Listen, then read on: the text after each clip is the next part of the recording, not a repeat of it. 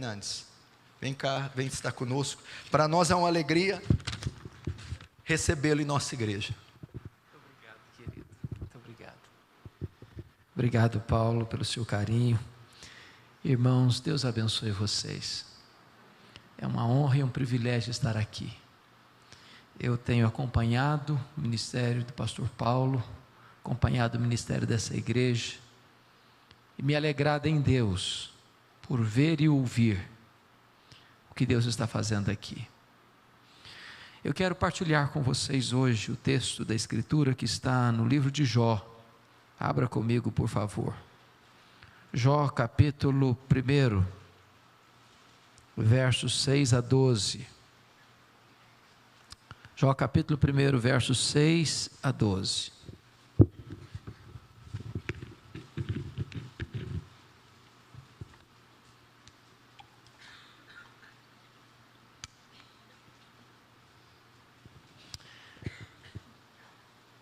Está escrito assim: num dia em que os filhos de Deus vieram apresentar-se perante o Senhor, veio também Satanás entre eles. Então perguntou o Senhor a Satanás: de onde vens? Satanás respondeu ao Senhor e disse: de rodear a terra e passear por ela. Perguntou ainda o Senhor a Satanás: observaste o meu servo Jó? Porque ninguém há na terra semelhante a ele, homem íntegro e reto, temente a Deus e que se desvia do mal. Então respondeu Satanás ao Senhor: porventura Jó debalde ou inutilmente teme a Deus? Acaso não o cercaste com sebe a ele, a sua casa e a tudo quanto tem? A obra de suas mãos abençoaste, os seus bens se multiplicaram na terra. Estende, porém, a tua mão e toca-lhe em tudo quanto tem, e verás se não blasfema contra ti na tua face. Disse o Senhor a Satanás: eis que tudo quanto ele tem está em teu poder, somente contra ele não estendas a mão. E Satanás saiu da presença do Senhor. Agora capítulo 2. Num dia em que os filhos de Deus vieram apresentar-se perante o Senhor, veio também Satanás entre eles apresentar-se perante o Senhor. Então o Senhor disse a Satanás: de onde vens? Respondeu Satanás ao Senhor e disse: de rodear a terra e passear por ela. Perguntou o Senhor a Satanás: observaste o meu servo Jó? Porque ninguém há na terra semelhante a ele, homem íntegro e reto, temente a Deus e que se desvia do mal. Ele conserva a sua integridade, embora me incitasses contra ele para o consumir sem causa. Então Satanás respondeu ao Senhor: pele por pele, tudo quanto o homem tem dará pela sua vida. Estende, porém, a mão, toca-lhe nos ossos e na carne, e verás se não blasfema contra ti na tua face. Disse o Senhor a Satanás: eis que ele está em teu poder, mas poupa-lhe a vida. Até aqui. Eu quero conversar um pouco com vocês sobre o tema as teses de Satanás. As teses de Satanás. Esse texto registra este episódio da reunião de Deus com seus filhos. E eu acredito que aqui são os anjos. E creio que essa reunião aconteceu nas regiões celestes. E a Bíblia não nos dá muitos detalhes, mas nos informa que Satanás apareceu nessa reunião. E é curioso que quem provoca a conversa é o próprio Deus, perguntando para Satanás: de onde vens? E Satanás respondeu: de rodear a terra e passear por ela. Satanás é uma espécie de turista inveterado. Ele anda por aí, ele está de olho, está antenado, está vivo e ativo no planeta Terra, está procurando uma brecha, está procurando alguém para devorar.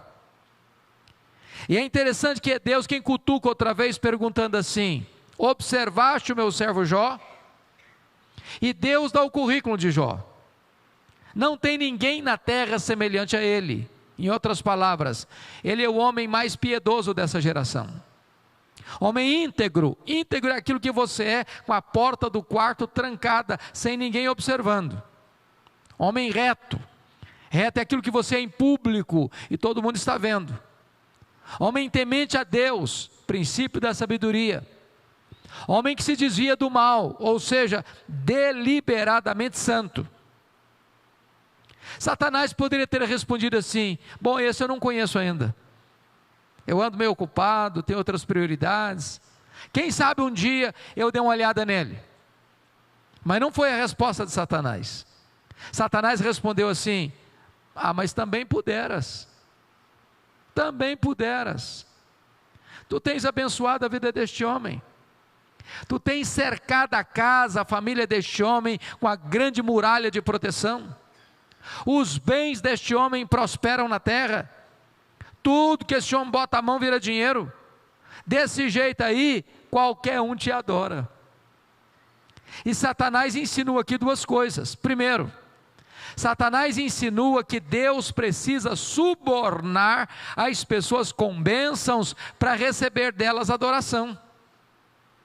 Satanás insinua que ninguém adora a Deus por quem Deus é, apenas por aquilo que Deus dá. Satanás insinua que as pessoas só se aproximam de Deus por causa das bênçãos de Deus e não por causa do caráter de Deus. Satanás insinua mais. Ele insinua que Jó só adora a Deus porque o vetor que move a vida de Jó é o lucro. Satanás insinua que Jó descobriu que religião é um grande negócio, que religião dá lucro, mas que ele não está interessado na glória de Deus, que ele não está interessado no caráter de Deus, que ele está interessado apenas nele mesmo. Portanto, se Deus tocar naquilo que o próprio Deus deu para Jó, esse mesmo Jó que hoje adora, amanhã blasfemará. E a pergunta é: o que é que um homem tem? Um homem tem bens, um homem tem família. Então Satanás disse: toca no que ele tem, e não verás se blasfema contra ti na tua face. Desta maneira Satanás levanta aqui duas teses. A primeira tese: ninguém ama mais a Deus do que o dinheiro. A segunda tese: ninguém ama mais a Deus do que a família. Sem que Jó soubesse, Deus constitui Jó em seu advogado na terra e coloca nas mãos de Jó a defesa da sua reputação e diz para Satanás: pode tocar no que ele tem, só não podes tocar na sua vida. Em outras palavras, Satanás é um ser limitado e limitado por Deus. Ele só pode ir até onde Deus o permite ir e nem 1 centímetro a mais. Nas palavras de Martinho Lutero, Satanás é um cachorro na coleira de Deus. Ele só pode ir até onde a coleira o permite ir e nem 1 centímetro a mais. Por que é importante dizer isso?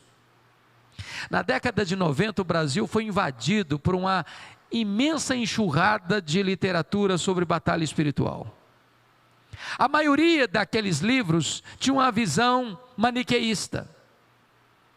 Em outras palavras, era a grande tensão entre a luz e as trevas, o bem e o mal, a verdade e a mentira, Deus e o diabo, passando a ideia que o diabo é um ser maligno, mas que está na mesma altura de Deus, como opositor de Deus. É importante entender que o diabo não é um Deus caído, ele é um anjo caído, não há páreo para Deus. Deus é o todo soberano, poderoso Deus, que está assentado no alto e sublime trono. Ele manda no céu, Ele manda na terra, Ele manda até no inferno. Quem tem as chaves da morte e do inferno não é o diabo, é o Senhor Jesus Cristo. Portanto, ele não pode avançar 1 centímetro sequer além do limite que Deus estabeleceu para ele. Entretanto, com a permissão de Deus, Satanás sai dali e vai provocar um estrago, um verdadeiro colapso na vida financeira de Jó. A grande pergunta é: quão rico era Jó? Confira comigo aí o versículo 3. Na partezinha final do verso 3, diz que de tal sorte que Jó era o maior dos habitantes do Oriente. Sabe o que significa isso? Ele era o homem mais rico da sua geração. E aqui cai um mito: não é pecado ser rico. Porque no verso 8, o próprio Deus diz que ele era o homem mais piedoso. Agora no verso 3, a Escritura nos informa que ele era o mais rico. O problema não é ter dinheiro, o problema é o dinheiro nos ter. O problema não é possuir dinheiro, o problema é ser possuído pelo dinheiro. O problema não é o dinheiro, o problema é o amor do dinheiro. Mas agora, com a permissão de Deus, Jó vai provocar um terremoto na vida financeira de Jó. E você confira comigo, por favor, capítulo 1, versículo 15. Que Satanás vai usar os sabeus. Versículo 16, Satanás vai usar o fogo. Versículo 17, ele vai usar os caldeus. E com esses 3 elementos, Satanás leva Jó à falência. O homem mais rico quebra. Aquele que detinha o maior poder econômico da época entra em concordata. Está falido, completamente falido. Não numa semana, não num mês, não num ano, não numa década, num único dia. Ora, você e eu conhecemos pessoas que por muito menos blasfemam, por muito menos dão um tiro na cabeça.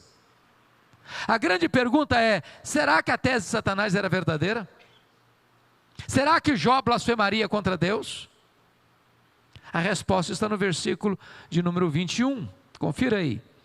Jó responde assim, depois de saber que está quebrado e falido: o Senhor, nu saí do ventre da minha mãe, nu eu voltarei. Sabe o que ele está dizendo?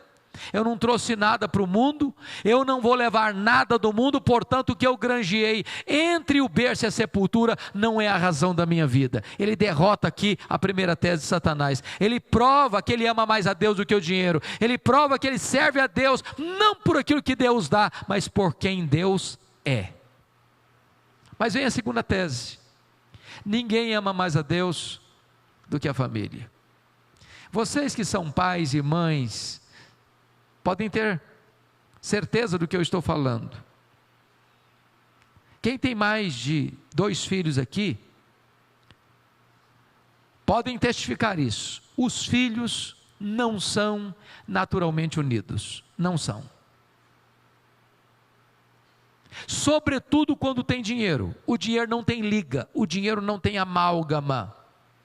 Quando você vira uma família grande e os irmãos sendo unidos, pode ter certeza, por trás tem um pai, tem uma mãe que ora, que aconselha, que acompanha, que exorta, que coloca esta causa diante de Deus.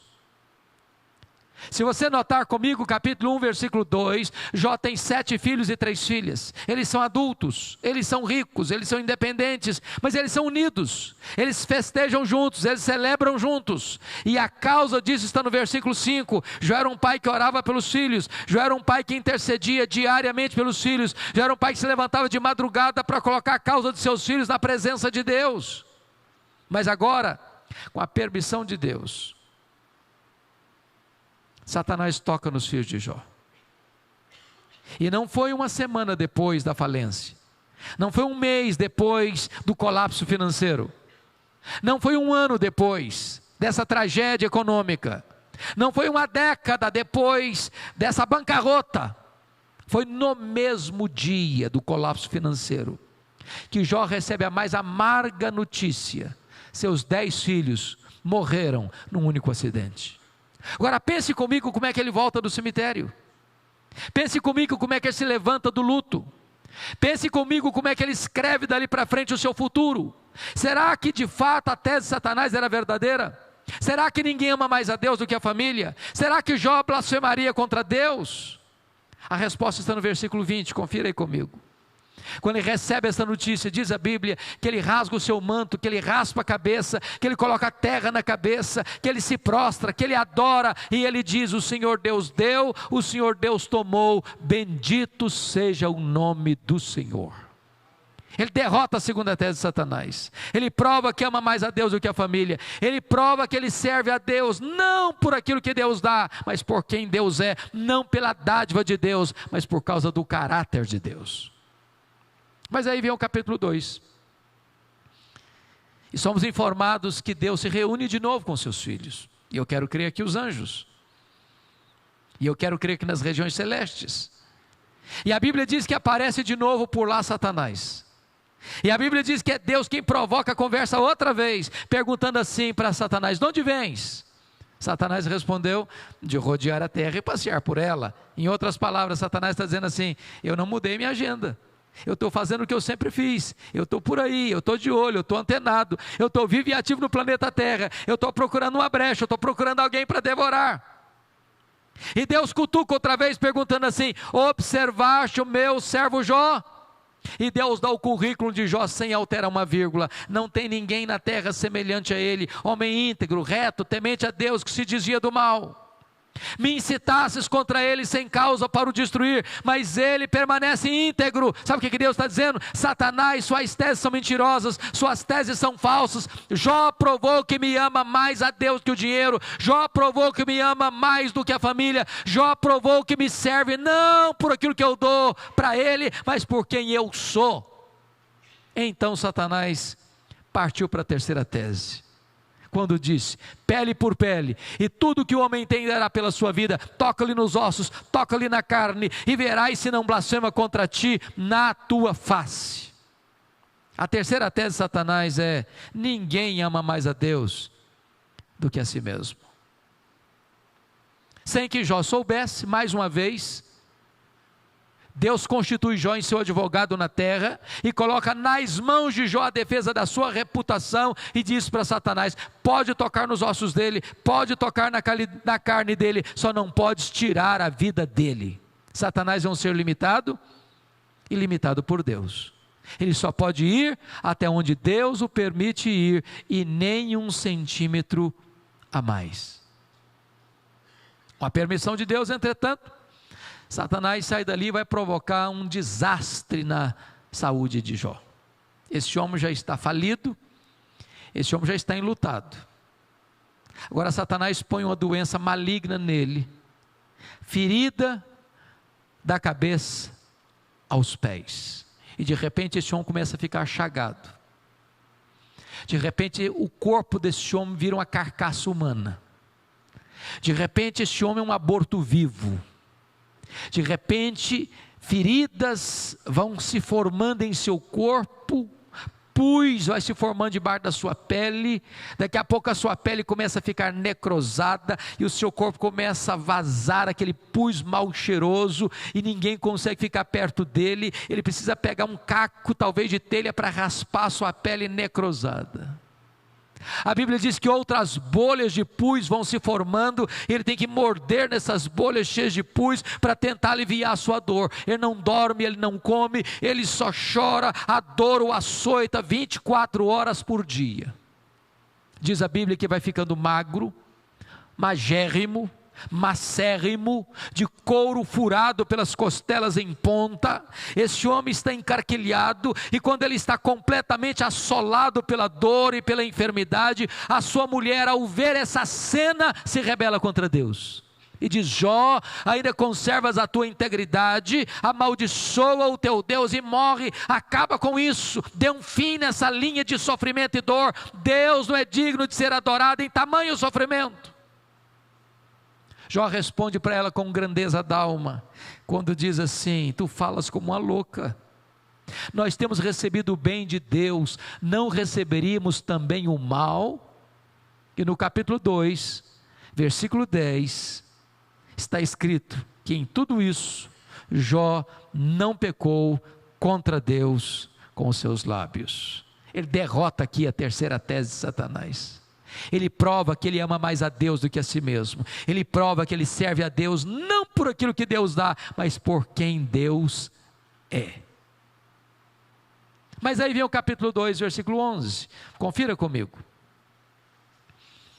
Diz a Bíblia que vieram os amigos. Elifaz, Bildade, Zofar. E eles combinaram ir juntamente condoer-se de Jó e consolá-lo. Versículo 12. Levantaram de longe os olhos, mas não reconheceram Jó. Eles ergueram a voz e choraram. Cada um rasgou o seu manto. lançou pó sobre a cabeça. Sentaram com Jó na terra 7 dias e 7 noites. E nenhum deles disse palavra alguma para Jó, pois viam que a dor de Jó era muito grande. E eu pergunto a vocês, esses homens eram amigos de Jó? Esses homens eram amigos de Jó? E a resposta categórica é esta: é claro. Claro que eram. Deixa eu lhe fazer uma pergunta. Você já recebeu alguma visita assim, nas horas mais amargas da sua vida? Você já fez alguma visita assim para alguém? 7 dias, 7 noites, calados, cobertos de lágrimas e de pó? Qual o problema desses homens? O problema desses homens é que num dado momento da vida, eles começaram a, entre aspas, fazer teologia. Eles começaram a lucubrar. Eles começaram a filosofar. Eles começaram a desenvolver uma lógica simples. Toda causa tem um efeito e todo efeito tem uma causa. E eles começaram a pensar assim: para Jó estar sofrendo como está sofrendo, ele deve ter feito alguma coisa errada. Mas eles não só pensaram, eles falaram. E não só falaram, falaram para Jó. E assacaram contra Jó os mais pesados libelos acusatórios. Chamaram Jó de ladrão. Chamaram Jó de adúltero. Falaram que Jó era louco. E por causa disso Deus havia matado os seus filhos. Falaram para Jó que ele tinha se enriquecido porque tinha roubado os órfãos e as viúvas. E eles foram massacrando Jó. E eles foram cravejando Jó com as suas setas mais venenosas, das suas críticas mais injustas e cruéis. Eles foram passando Jó debaixo de um rolo compressor. O que Jó fez? O que você e eu faríamos? Jó começa a se defender. E ele começa a perguntar: por que, meu Deus? Por quê? Ele levanta os céus 16 vezes, a mesma pergunta: por quê, por quê, por quê, por quê? Por que eu estou sofrendo? Por que a minha dor não cessa? Por que eu perdi os meus filhos? Por que eu não morri no ventre da minha mãe? Por que eu não morri ao nascer? Por que os seios da minha mãe não estavam murchos de leite para eu morrer de fome? Por que o Senhor não me mata de uma vez? Ele levantou aos céus 34 queixas contra Deus. Sabe qual foi a resposta de Deus para ele? O silêncio total. Nenhuma palavra, nenhuma explicação, nenhuma luz no fim do túnel, nenhum sinal do seu favor. E eu posso garantir para vocês nesta noite que o silêncio de Deus nos machuca mais do que as circunstâncias. Eu posso garantir para vocês que pior do que sofrer é sofrer sem explicação. Eu posso garantir para vocês que o silêncio de Deus grita mais alto nos nossos ouvidos do que o ruído mais barulhento das circunstâncias mais adversas. Se vocês perceberem, Jó está sendo encurralado, emparedado, entrincheirado por problemas gravíssimos. Aliás, as 5 áreas mais importantes da sua vida estão sendo atingidas. Primeiro, a vida financeira. O homem mais rico vai à falência. Segundo, a saúde. Esse homem virou uma carcaça humana, uma chaga aberta. Terceiro, o casamento. Na hora que ele mais precisava do apoio da sua mulher, ela recomenda a ele para morrer, para blasfemar contra Deus. Quarto, os filhos. Irmãos, não é natural pai e mãe enterrar filhos, não é natural. Não é natural os filhos furarem a fila, não é natural. Quinto, as amizades. Aqueles que deveriam ser o azeite, o óleo terapêutico do consolo, são o vinagre das acusações mais levianas. Aqueles que deveriam consolar, tornam-se consoladores molestos. Se vocês perceberem, Jó está no fundo de um poço, ele não tem mais nada para perder. Ele está arruinado fisicamente, ele está arruinado economicamente, ele está arruinado familiarmente, ele está arruinado pessoalmente. Esse homem é uma carcaça humana no fundo de um poço, sem mais nada a perder. Mas quando você está no fundo de um poço, só tem uma direção para olhar, é para cima, é para o alto, é para Deus. E nesse momento, Jó solta um brado do seu peito, um grito de esperança, quando ele diz: mas uma coisa eu sei, é que o meu Redentor vive, e por fim se levantará, e eu verei o meu Redentor, revestido esse meu corpo de pele, eu verei o meu Redentor. Depois desta gloriosa experiência, de repente, Deus começa a falar, Deus rompe o silêncio, Deus abre as comportas dos céus e vai despejando em catadupas, torrentes caudalosas do seu conhecimento e da sua glória sobre Jó. Mas é curioso que quando Deus resolve falar, Deus não responde nenhuma das 16 perguntas de Jó, Deus não responde nenhuma das 34 queixas de Jó. Quando Deus resolve falar, Deus faz 70 perguntas para Jó, todas retóricas, sem qualquer possibilidade de resposta. Deus pergunta para Jó assim: ô Jó, onde você estava quando eu lançava os fundamentos da terra? Ô Jó, onde você estava quando eu espalhava as estrelas no firmamento? Ô Jó, onde você estava quando eu cercava as águas do mar para que elas não invadissem a terra? Ô Jó, me explica aí onde fica o reservatório do vento, me explica, Jó, como é que eu formo a geada. E Deus então abre as cortinas dos céus e se revela a Jó na sua grandeza, na sua majestade, no seu poder, na sua soberania tão gloriosa e tão grande. E Jó vai ficando como que esmagado debaixo dessa tremenda, insólita revelação de Deus. E quando ele compreende a grandeza, a majestade de Deus, Jó vai se encolhendo, Jó vai se encolhendo, Jó vai se encolhendo, para descobrir as 5 verdades mais revolucionárias da sua vida, verdades que mudaram a sua história. E a minha expectativa nesta noite é que essas mesmas verdades produzam impacto no seu coração. Que verdades são essas? Vá comigo, por gentileza, para o capítulo 42 de Jó, para olharmos essas 5 verdades. Jó 42.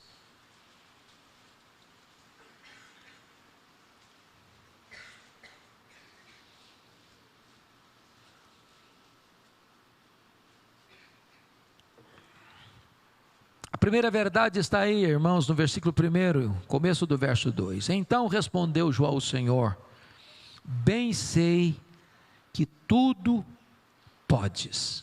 Primeira coisa que ele descobriu é que Deus é onipotente. Mas deixa eu dizer uma coisa para você.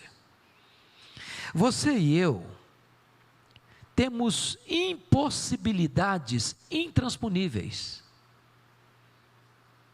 Nós temos impossibilidades intransponíveis. Eu gosto muito de ler. Quase toda semana eu vou visitar as livrarias, sobretudo as livrarias de aeroportos, passando por aí. E há 2 tipos de livros que toda semana tem coisa nova no mercado literário, toda semana. Primeiro, são os livros mais publicados no mundo: livros de autoajuda e livros que ensinam você a ficar rico rápido. Esses livros dizem para você assim: você tem a força, você tem o poder, você é um gigante, há poder nas suas palavras. Só que, quando eu olho para a Bíblia, sabe o que a Bíblia diz? Exatamente o contrário. A Bíblia diz que você e eu somos fracos, mas muito fracos. A Bíblia chega a dizer que Deus conhece a nossa estrutura e sabe que nós somos pó. Por exemplo, nós temos fraquezas físicas. Irmãos, querendo ou não, gostando ou não, o tempo vai esculpindo algumas rugas no nosso rosto indisfarçáveis. De vez em quando um cosmético ajuda. Daqui a pouco uma boa cirurgia plástica dá uma boa melhorada. Mas chega um momento que nem Pitangui e a sua equipe dão mais jeito. A pele fica enrugada, os músculos ficam flácidos, já pensou? Os olhos ficam embaçados, os joelhos trôpegos, as mãos descaídas. E diz os entendidos que cada fio de cabelo branco que brota na sua cabeça é a morte chamando você para um duelo. E eu acho até um exército acampado ao meu redor. Tem as fraquezas físicas. Irmãos, nós temos fraquezas emocionais. Quantas vezes você e eu já nos desesperamos da própria vida? Quantas madrugadas sombrias, as lágrimas correndo no nosso rosto, o coração apertado, a alma gemendo, e nós dizendo: meu Deus, eu não aguento mais. Irmãos, nós temos fraquezas morais. Quantas vezes você e eu já prometemos para Deus com lágrimas nos olhos: meu Deus, eu nunca mais quero incorrer nesse erro, eu nunca mais quero tropeçar nesse mesmo pecado, eu nunca mais quero cometer essa transgressão. E você ora, e você chora, e você promete, e daqui a pouco você repete o mesmo erro, cai no mesmo pecado. Sabe por quê? Não é porque faltou para você sinceridade, não, faltou para você poder. Nós temos fraquezas morais, nós temos fraquezas espirituais. Irmãos, nós somos um ser ambíguo, contraditório, paradoxal. Há uma esquizofrenia enfiada dentro de nós. O bem que nós queremos fazer, nós não fazemos. O mal que não queremos, esse praticamos. Nós somos fracos. Mas é glorioso você dizer: mas o meu Deus tudo pode. Para Ele não é impossíveis. Para Ele não tem causa perdida, para Ele não tem vida irrecuperável, para Ele não tem doença incurável, para Ele não tem casamento sem solução, para Ele nada, nada, nada pode desafiar o seu poder. Ele tudo pode. Portanto, irmãos, a coisa mais importante para você e para mim nesta noite é perguntar assim: mas quem é o nosso Deus? Quão grande é o nosso Deus? Quão poderoso é o nosso Deus? Quão majestoso é o Deus que nós estamos adorando? A W. Tozer, um dos mais importantes escritores do século passado, ele diz que o maior problema da igreja é que ela passa a maior parte do tempo tomando o seu próprio pulso e olhando para o seu próprio umbigo. Nós estamos vivendo a geração, irmãos, que deslocou o eixo do evangelho, do teocentrismo, do cristocentrismo, para o antropocentrismo. Parece que a pregação hoje não é mais que a vontade de Deus deva ser feita na terra, mas a vontade do homem tem que prevalecer no céu. A maioria da pregação hoje não é mais que nós estamos a serviço de Deus, é Deus que está a serviço do homem. Mas este não é o evangelho. Esse Deus é pequeno demais, é doméstico demais, é manipulado demais. O Deus a quem servimos está assentado num alto e sublime trono e tem as rédeas do universo em suas poderosas mãos. Ele tudo pode. Quando o profeta Isaías estava escrevendo sobre a majestade de Deus, que temos na nossa Bíblia no capítulo 40, ele diz assim: o meu Deus é aquele que mede as águas na concha da sua mão. Pense no Pacífico, no Atlântico, no Índico, no Mediterrâneo, nos mares, nos rios, nas fontes. Ele mede as águas na concha da sua mão. Vá ao Atlântico um dia, tente esvaziá-lo com um baldinho, veja quanto tempo você vai levar. Ele diz: o meu Deus é aquele que pesa o pó das montanhas em balança de precisão, como se estivesse medindo partículas de ouro. Ele diz: o meu Deus é aquele que mede os céus a palmos. Ele diz: o meu Deus é aquele que espalha as estrelas do firmamento, e por ser forte em força e grande em poder, quando as chama, nenhuma delas vem a faltar. Ele diz: o meu Deus é aquele que olha para as nações da terra e as considera como um pingo que cai de um balde, como um pó numa balança de precisão, como um vácuo, como nada, como menos do que nada. Este é o seu Deus. Agora, pergunte para um astrônomo: qual é o tamanho desse universo que Deus mediu a palmos? Pergunte. Sabe qual é a resposta dele? Eu não sei. Eu não sei. Mas você sabe. Você sabe que o universo não é infinito. Porque a infinitude é um atributo exclusivo de Deus. Mas os astrônomos afirmam que o nosso universo tem mais de 93 bilhões de anos-luz de diâmetro. O que significa isso? Significa que se você conseguisse voar à velocidade da luz, 300 mil quilômetros por segundo, nessa velocidade, você demoraria mais de 93 bilhões de anos para ir de uma extremidade à outra do universo. Deus é maior do que o universo, Deus criou o universo, Ele tudo pode.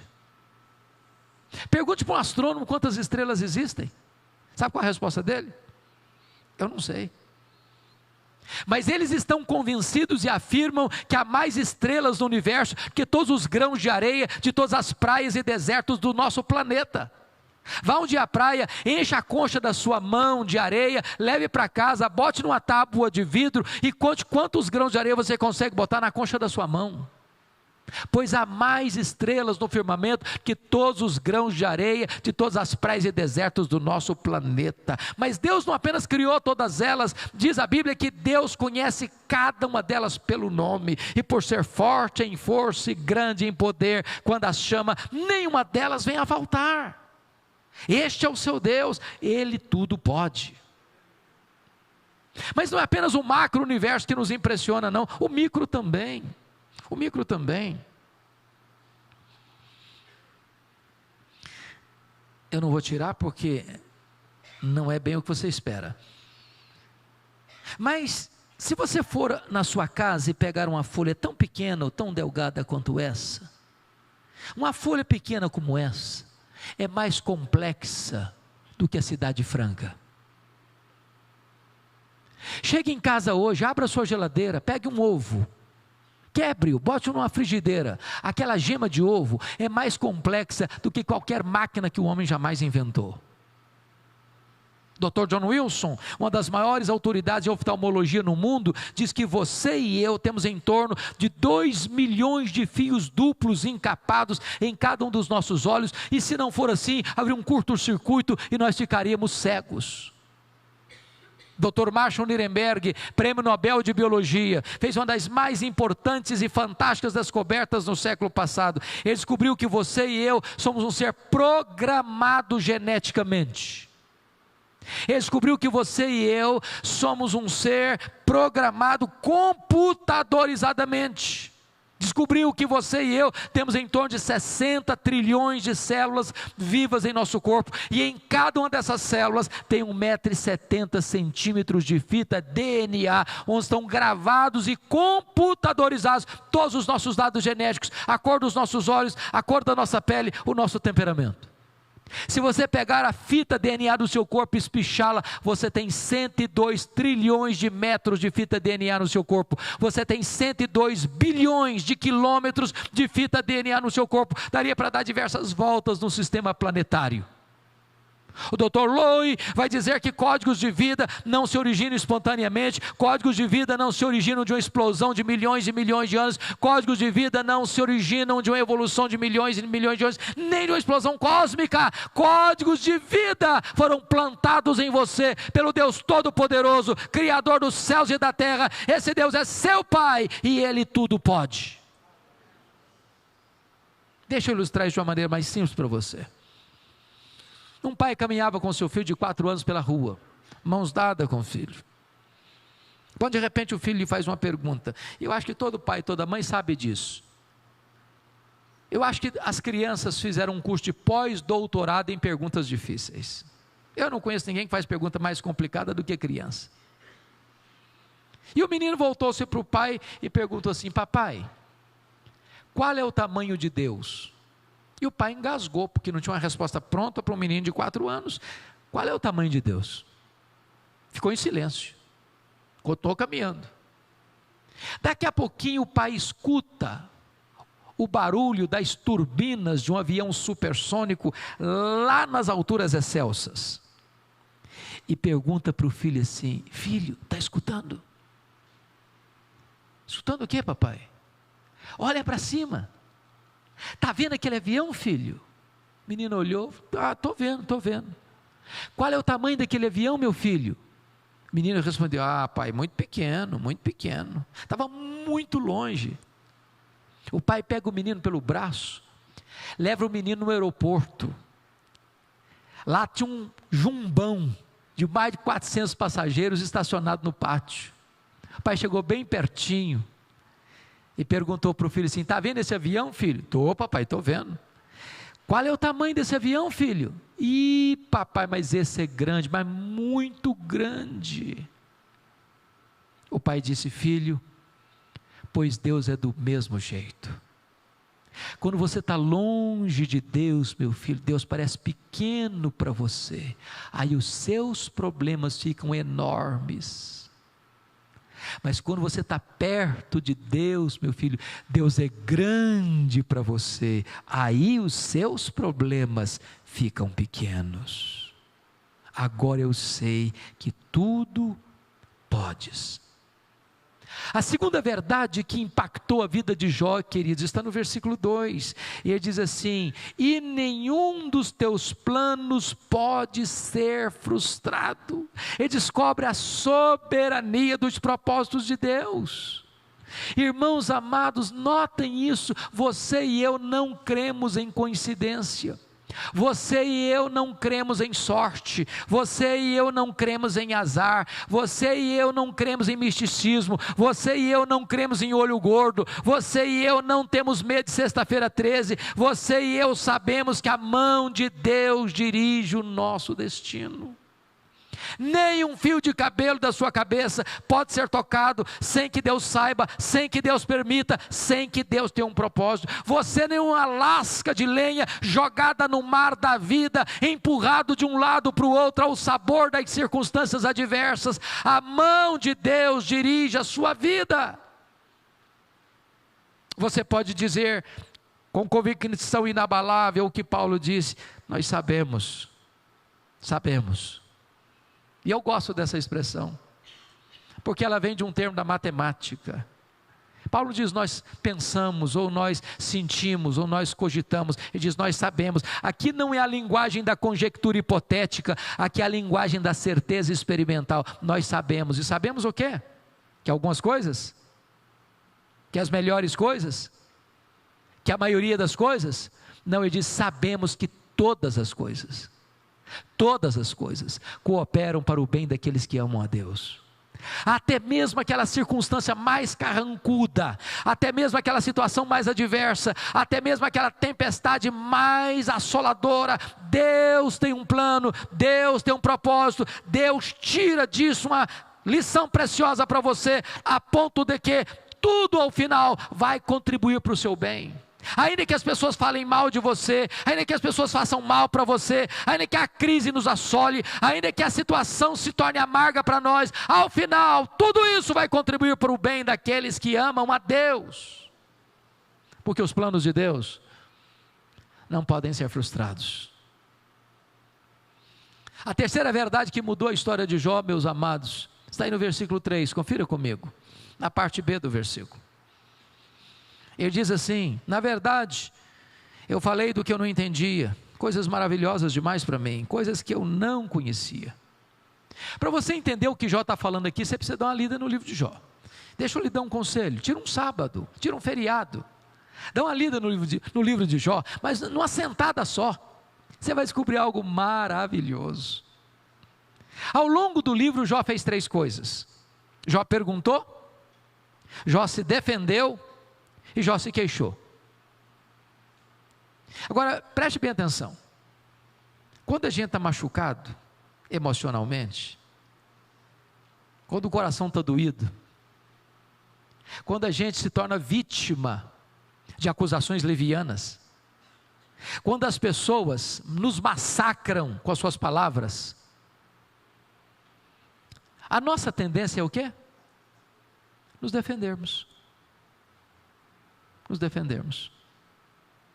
E quando Jó vai se defender, quando Jó vai se queixar, quando Jó vai reclamar, ele fala.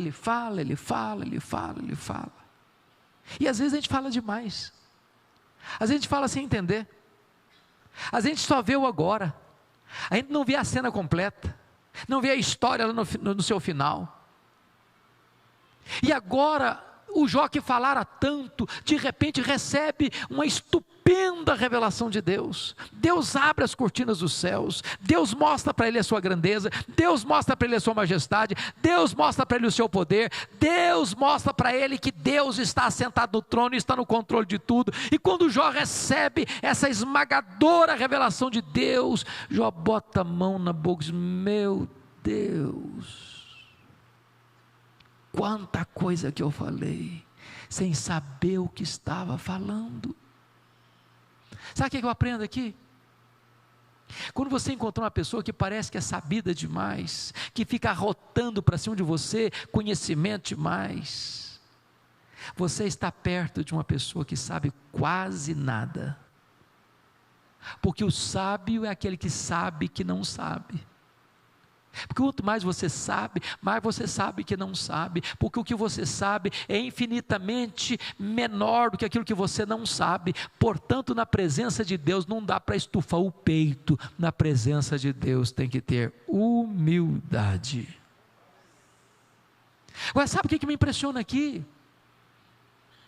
É que a vida de Jó não mudou ainda. Ele está doente, ele está chagado, ele está falido, ele está enlutado. O que mudou? A concepção, o entendimento. Irmãos, eu tenho rodado por esse Brasil afora, como o pastor Paulo Júnior certamente também, e às vezes eu escuto alguns testemunhos, e a maioria deles é mais ou menos nesse nível: minha perna estava inchada, e aí a perna desinchou. Glória a Deus, porque a perna estava inchada e desinchou.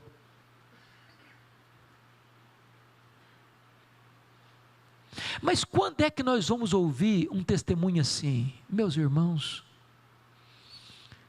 eu quero dizer para vocês que eu estou passando uma grande crise na minha vida. Estou passando um momento difícil na minha vida financeira. Eu estou lidando com luto na minha casa. A enfermidade bateu a porta da minha família. E eu estou com um diagnóstico tão difícil. A medicina não tem resposta para mim. Mas eu quero dizer para vocês uma coisa: eu creio que meu Deus está no controle. Eu creio que meu Deus tudo pode. Eu creio que nenhum fio de cabelo da minha cabeça pode ser tocado sem que Deus saiba, sem que Deus permita, sem que Deus tenha um propósito. É o entendimento, amados irmãos, que nós não somos governados por aquilo que nós sentimos, pelas circunstâncias que nos rodeiam. Nós somos governados pela fé, e a fé é a certeza que o seu Deus está no controle, não só do universo, mas também da sua vida.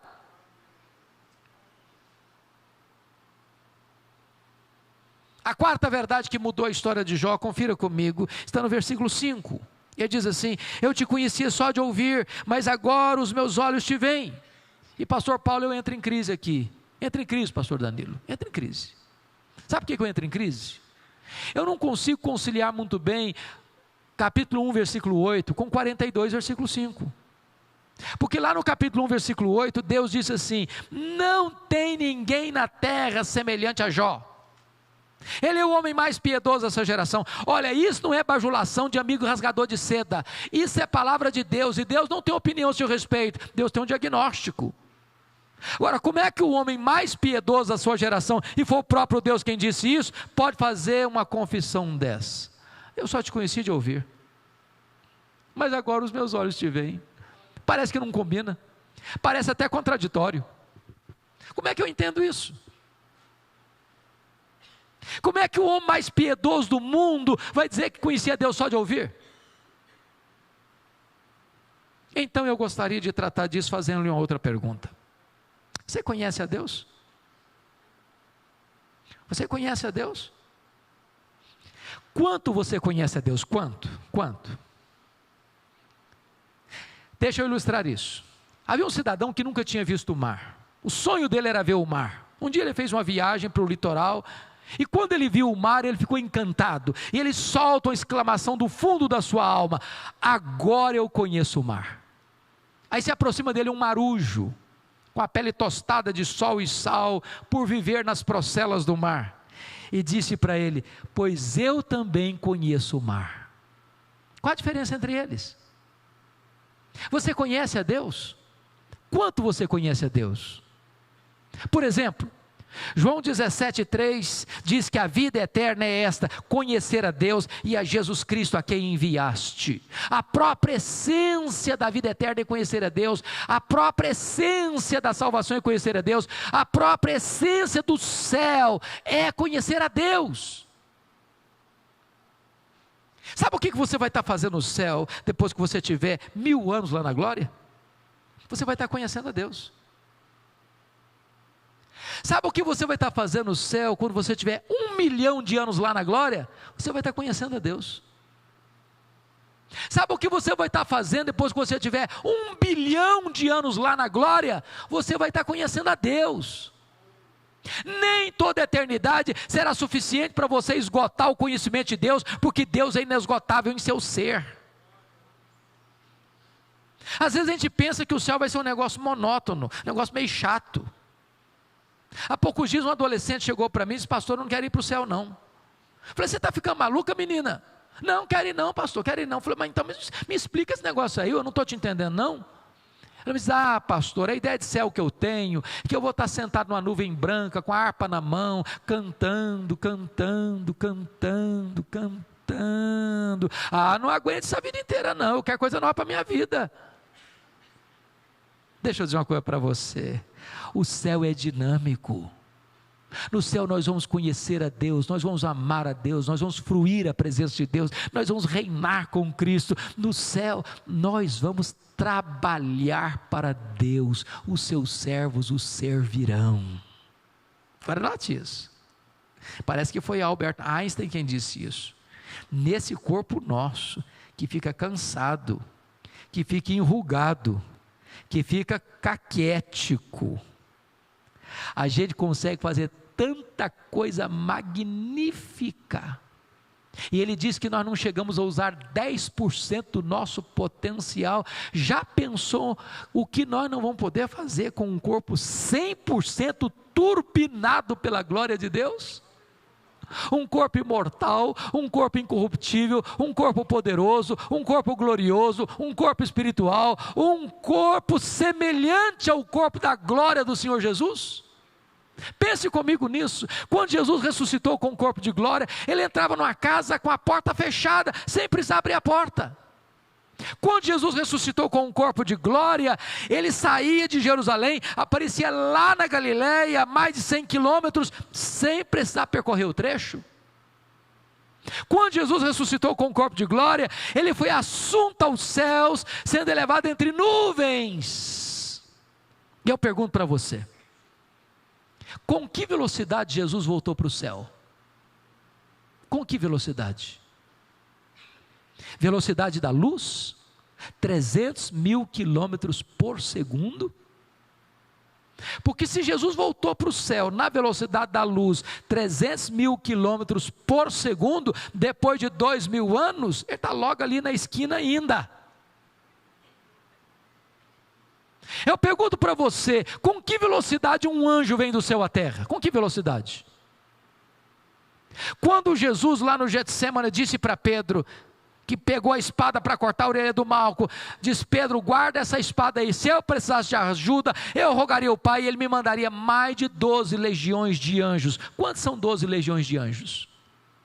72 mil anjos. Com que velocidade eles viriam? No estalar de dedos? O que significa isso? Significa que os anjos não estão sujeitos às mesmas leis que nos governam, de tempo, de tamanho, de espaço. Nós vamos ser como os anjos, não no sentido de que não teremos um corpo, teremos um corpo de glória, no sentido de que nós viveremos uma nova dimensão, reinando com Cristo, trabalhando para Cristo, habitando e desfrutando da glória de Cristo nos novos céus e na nova terra. E jamais haverá um dia em toda a eternidade que você e eu vamos poder dizer: agora eu já conheço tudo de Deus, não tem mais nada para conhecer, porque nem toda a eternidade será suficiente para você esgotar o conhecimento de Deus. Agora eu entendo Jó. Agora eu entendo Jó. Ah, Senhor, eu te conhecia só de ouvir. Senhor, eu só estou arranhando a superfície. Senhor, tem mais, tem muito mais, tem infinitamente mais. Agora eu entendo o que nós cantamos na nossa sinódia cristã: nem metade da glória celeste jamais se contou ao mortal. A última verdade que mudou a vida de Jó, irmãos, está aí no versículo 6, confira comigo por favor. Ele diz assim: por isso me abomino e me arrependo no pó e na cinza. E reconhece a enormidade do seu pecado, e eu entro em crise de novo. Sabe por que eu entro em crise de novo? Essa confissão não combina com o homem mais piedoso da terra. Essa confissão fica bem na boca de um assassino, de um ladrão, de um adúltero, de um corrupto. Mas na boca do homem que o próprio Deus diz que ele é o cara mais piedoso da sua geração, como é que eu entendo isso? Como é que esse homem mais piedoso pode falar isso? Eu me abomino no pó e na cinza. Eu me arrependo e me abomino no pó e na cinza. A única maneira de entender isso, irmãos, é da seguinte forma: as pessoas que mais choram e lamentam pelos seus pecados não são as pessoas que mais pecam. As pessoas que mais lamentam e choram pelos seus pecados são as pessoas que mais perto de Deus andam. Pode ter certeza disso. Se você encontrar uma pessoa que toda hora que ela fala com você, ela se autoelogia, ela bate palma para ela mesma, ela canta um solo do hino "Quão grande és tu" diante do espelho, ela sempre sai como herói, mais santo, mais piedoso, pode ter certeza disso. Você está perto de uma pessoa que está longe de Deus. Porque quem está longe de Deus, nem consciência de pecado tem. Eu ilustro para você. Eu estava pregando no final do ano passado, pastor Paulo, lá no Hospital Cruz Azul em São Paulo, na véspera do período de Natal. E a Helenivação, capelã, me contou uma história dramática que ela tinha vivenciado naquela semana no hospital. Ela disse que chegou no hospital uma moça acompanhada de seus pais com a gravíssima e severa hemorragia. Quando o médico foi examinar a moça, o médico disse para ela assim: você acabou de ter um bebê. A moça protestou, falou: o senhor está enganado, eu não estava grávida não, senhor. Os pais fizeram um coro com a menina e disseram: não, o senhor está enganado, a nossa filha não estava grávida. E o médico radicalizou: pois a sua filha acabou de ter um bebê. E o médico, percebendo a jogada, disse: e eu vou dizer mais, vocês me tragam o bebê, porque se esse bebê não aparecer aqui, eu denuncio a polícia. Meia hora depois chegou um bebê, numa caixa de isopor, um bebê morto. E a Eleni me disse uma coisa chocante, disse: pastor, nenhum sinal de culpa na moça, nenhum sinal de culpa nos pais da moça, porque quem está longe de Deus, irmãos, nem sentimento de culpa tem, não tem consciência de pecado. Há poucos dias em São Paulo, um cidadão pistoleiro de aluguel recebeu R$3.000 para matar uma pessoa. Ele não conhecia a pessoa, essa pessoa nunca tinha falado mal dele, nunca tinha feito mal para ele. Ele recebeu R$3.000, foi lá, deu 5 tiros na pessoa, matou a pessoa, foi para casa, tomou um banho, jantou, dormiu, como se nada tivesse acontecido. Porque quando a pessoa está longe de Deus, mergulhada nas trevas do pecado, nem consciência de pecado ela tem. Agora, aqueles que conhecem a Deus e se aproximam deste Deus que cantamos hoje à noite aqui, que é santo, santo, santo, não podem se aproximar dele senão com um clamor na alma: Senhor, ai de mim, eu estou perdido, porque eu sou um homem impuro, de lábios impuros, e habito no meio de um povo de impuros lábios. Na presença desse Deus, até os serafins cobrem o rosto. Mas eu quero concluir essa exposição chegando no versículo 10 do capítulo 42, tem uma informação importante aí. Diz que Deus restaurou a sorte de Jó quando ele orava pelos seus amigos. Você já perguntou por quê? Por que Deus restaurou a sorte de Jó quando ele orava pelos seus amigos? Eu acho, Paulo, que você é um homem muito piedoso. Mas deixa eu fazer uma pergunta. Alguém já falou mal de você? Ou você está nesse estágio que não acontece mais isso? Quando alguém fala mal de você, o que você sente? Fica feliz da vida? Dá pulos de alegria? Dá glória a Deus? Que coisa boa, estão me massacrando, que delícia. É assim que você reage? O que é que vocês acham que Jó sentiu quando os amigos dele disseram assim para ele: ô Jó, você é um adúltero? O que é que vocês acham que Jó sentiu quando os amigos disseram para ele: ô Jó, você é um ladrão? O que vocês acham que Jó sentiu quando os amigos disseram o seguinte: sabe por que os seus filhos morreram? Sabe por que Deus matou seus filhos? Porque você é louco, cara. Além de enterrar os filhos, ainda recebe a culpa. O que vocês acham que Jó sentiu quando seus amigos disseram: você, Jó, ficou rico, sabe por quê? Você roubou os órfãos e as viúvas. Vocês acham que ele ficou feliz? Leia o livro. E você vai ver que Jó se defendeu.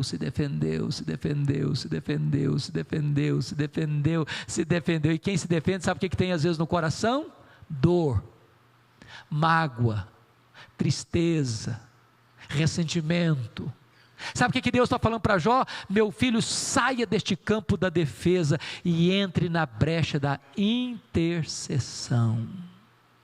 Porque quando você se defende, você tem mágoa, mas quando você começa a orar pelas pessoas que machucaram você, Deus cura você e Deus liberta as pessoas pelas quais você está orando. Se vocês estão percebendo, Satanás tentou destruir as 5 principais áreas da vida de Jó: a vida financeira, a saúde, o casamento, os filhos, os amigos. Pois exatamente essas 5 áreas Deus vai restaurar. Primeira área que Deus restaurou, confira o versículo 16 comigo, foi a saúde dele. Jó viveu mais 140 anos, viu os filhos dos filhos até a 3ª e 4ª geração, e eu quero crer que não ficou nem sequela nem cicatriz. Eu quero dizer para você que Deus está aqui nesta noite. Ele é o Deus que cura. Para Ele não tem doença incurável. A última palavra não é da ciência, a última palavra é do Deus vivo. A segunda área que Deus restaurou, queridos irmãos, foi a área financeira. Confira comigo o versículo 12. Se você comparar capítulo 1, versículo 3, com 42, 12, você vai descobrir algo maravilhoso. Que Deus não apenas restaurou a vida financeira de Jó, mas Deus deu tudo em dobro. Se lá no 1,3 ele já era o mais rico, agora então ele é duplamente o mais rico. Eu quero dizer para você que o nosso Deus também é o Deus da restituição. Ele é o Deus que pode restaurar a nossa vida financeira. A terceira área que Deus restaurou foram as amizades. Olha o capítulo 42, versículo 8. E aqui acho algo maravilhoso, porque agora Deus diz para os amigos de Jó, que acusaram Jó: pois agora vocês vão ter que ir lá em Jó, o homem que vocês acusaram, para que aquele homem ore por vocês, porque aquele homem que vocês acusaram é mais justo que vocês. Eu vou escutar a oração dele em favor de vocês. Sabe o que Deus está fazendo aqui? Honrando Jó. Honrando Jó. Honrando Jó. Eu vou dizer uma frase aqui hoje. Se vocês esquecerem tudo que eu falar e lembrarem dessa frase, já me dou por satisfeito. E a frase é esta: cuida da tua piedade e Deus cuidará da tua reputação. Cuida da tua piedade e Deus cuidará da tua reputação. Você não precisa se defender, você precisa orar. Porque quando você ora, Deus defende a sua reputação. Quando você anda com Deus, as pessoas que criticaram você vão ter que voltar a você e vão ter que mudar de opinião a seu respeito. Deus restaurou Jó, Deus restaurou os amigos de Jó. A quarta área que Deus restaurou foi o casamento. E aqui eu queria que você só pensasse comigo um pouquinho na mente e na cabeça de um brasileiro, dentro da nossa cultura contemporânea. O que vocês acham que Jó faria quando ele estava numa magrela, no fundo do poço, sem dinheiro, sem saúde, desprovido de tudo? A mulher dele olhou para ele e disse: o homem morre, mas morre logo, já está incomodando, está cheirando mal, morre, homem. Agora pense comigo, agora o Jó está curado, cheio da grana, no topo da pirâmide. O que vocês acham que Jó falaria se vivesse hoje? Eu acho que seria mais ou menos o seguinte: minha filha, a fila andou. Você lembra? Você queria que eu morresse, né? Agora a coisa mudou. Agora eu estou noutra. Deixa eu dizer uma coisa para você. O nosso Deus não faz as coisas pela metade. Deus restaura e restaura por completo. Deus cura feridas. Deus pega os cacos e faz um vaso novo. Deus restaura plenamente. Há poucos dias, uma mulher se aproximou de mim e disse assim: pastor, eu estou me divorciando. E eu tomei um susto, porque eu achava que o casamento dela era um casamento maravilhoso. E eu falei: mas você está divorciando, minha filha? Eu falei: estou me divorciando, sim, senhor. E eu pergunto: mas por que, minha filha, você está divorciando? E a mulher me fuzilou com os olhos. Diz: pastor, o negócio é o seguinte: secou. Está claro para o senhor? Secou. Está claro, ou para você botar a legenda? Secou, entendeu? Eu olhei para ela e falei: secou, filha? Pastor, secou, sim, senhor. Falei: ai, minha filha, então tem esperança, ué. Então tem esperança. Já não leu na Bíblia lá que a vara seca de Arão floresceu? Pois Deus faz o que está seco florescer, minha filha. Tem esperança. Falei: pastor, o senhor ficou doido. O senhor perdeu o juízo. Eu estou falando para o senhor que morreu, está claro agora? Morreu. E eu olhei para ela e falei: morreu, filha? Ela olhou com aquela cara de incredulidade para mim. Falei: sim, senhor, morreu. Falei: então, minha filha, então tem esperança.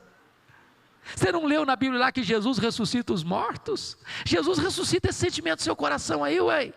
Falei: pastor, o senhor perdeu completamente o senso de avaliação das coisas. Eu estou falando para o senhor que acabou, está claro agora? Falei: acabou, filha? Uai, mas então tem esperança. Você não leu na Bíblia lá que Deus chama a existência as coisas que não existem? Deus chama o que não tem aí, uai. Deus pode fazer esse milagre. Falei: olha, vamos fazer o seguinte: você não vai divorciar essa semana não. Nós vamos orar. Daqui uma semana você volta aqui. Passada uma semana ela voltou. E me disse assim: pastor, acabou. Acabou a vontade de divorciar. Eu estou animada. Deus está tratando meu coração. Eu quero continuar com o meu casamento. Deixa eu dizer uma coisa para você, querido. Deus é o Deus que restaura relacionamentos quebrados. Deus restitui aquilo que foi perdido. Mas a última área que Deus restaurou foram os filhos. Os filhos. Confira capítulo 1, versículo 2. Quantos filhos tinha Jó mesmo? 7 filhos e 3 filhas. Agora olha comigo 42:13. Quantos filhos Jó vai ter agora? 7 filhos e 3 filhas. Quantos filhos ao todo ele tinha antes? 10. Mas se era tudo em dobro, quanto ele devia ter agora? 20. Mas quanto ele tem? 10. Bom, mas então não foi tudo em dobro. Então não foi tudo em dobro. Como é que eu entendo isso? É simples. Quando uma ovelha morre lá no pasto, você perdeu uma ovelha. Mas quando um filho morre, você não perdeu um filho. Como aquele pai que voltava do cemitério depois de sepultar o seu filho. E um amigo se aproxima dele e diz: meus sentimentos, eu soube que o senhor perdeu seu filho. E o pai, mesmo com lágrimas nos olhos, diz: não, eu não perdi o meu filho. Você perde alguém quando você não sabe onde ele está. Eu sei onde está meu filho, eu sei com quem está meu filho está no céu, meu filho está com Jesus, eu não perdi o meu filho. João agora tem 10 filhos na terra, João agora tem 10 filhos no céu. Deus restaurou e restaurou completamente. Sabe qual era a intenção de Satanás? Colocar Jó longe de Deus. Sabe o que Satanás conseguiu? Colocar Jó mais perto de Deus. Sabem por quê? Porque os planos de Deus não podem ser frustrados. Que grande Deus nós temos, que glorioso Deus nós temos, que maravilhoso Deus nós temos. A Ele a honra, a glória e o louvor agora e pelos séculos eternos. Amém.